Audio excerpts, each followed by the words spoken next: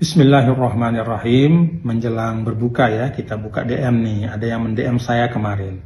Salam Tuan Guru. Tuan Guru, ada teman ngajak saya ikut manhaj salaf. Menurut Tuan Guru gimana? Saudara, manhaj salaf itu dari dua kata. Manhaj itu artinya jalan atau metode. Salaf itu orang-orang terdahulu. Dan yang dimaksudkan di sini adalah 3 generasi awal Islam. Sebagaimana hadis Rasulullah sallallahu alaihi wasallam, khairul quruni qarni, tsummal ladzina yalunahum, tsummal ladzina yalunahum. Sebaik-baik generasi itu generasiku, kata Nabi, beliau dan para sahabat, tsummal ladzina yalunahum, dan yang setelah itu yaitu para tabi'in, dan kemudian setelah para tabi'in yaitu tabi'it tabi'in. Kalau kata Imam Suyuti, itu tahunnya sekitar sampai tahun 220-an Hijriah. Itu batas dari akhir tabi'it tabi'in. Nah, pertanyaannya sekarang, kalau 3 generasi ini diyakini sebagai contoh dari berislam yang terbaik, yang paling otentik. Karena misalnya sahabat kan membersamai Nabi, kemudian para tabi'in langsung berguru kepada para sahabat, tabi'it tabi'in berguru kepada tabi'in. Maka salafus soleh inilah wajah dari berislam yang terbaik. Pertanyaannya, kita sudah 1000-an tahun setelah itu. Bagaimana kita mengetahui manhaj salaf itu? Nah, saudara, kita perlu bersyukur bahwa sebagai umat Islam kita punya tradisi keilmuan yang nyambung. Ya. Nah, di dalam fikih misalnya, itu ada 4 mazhab utama dalam dunia Islam. Pertama, mazhab Hanafi, Imam Abu Hanifah wafat 150 Hijriah.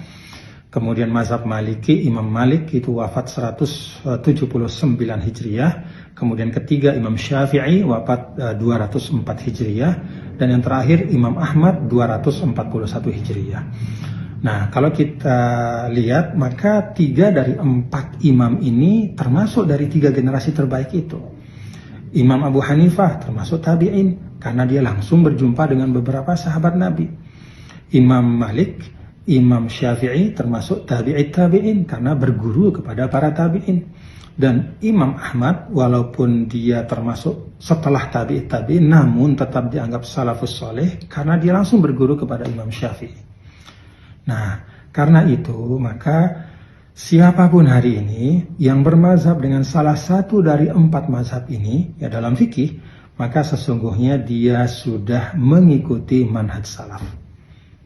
Dia sudah mengikuti cara dari 3 generasi awal itu di dalam berislam. Itu di dalam fikih. Nah, di dalam akidah, hampir semua ulama mengatakan bahwa manhaj dari Al-Imam Abul Hasan Al-Asy'ari, seorang ulama besar yang wafat pada tahun 324 Hijriah, adalah mazhab yang paling baik di dalam merepresentasikan manhaj as-salaf di dalam akidah. Nah, ini disampaikan oleh misalnya Imam Ibnu Asakir di dalam Tabyin Kadhibil Muftari. Beliau mengatakan, wa aktsarul ulama fi jami'il aqtar alaih. Sebagian besar mayoritas ulama di seluruh dunia Islam itu mengikuti mazhabnya Abul Hasan. Wa a'immatul amsar fi sa'iril a'sar yad'una ilaih.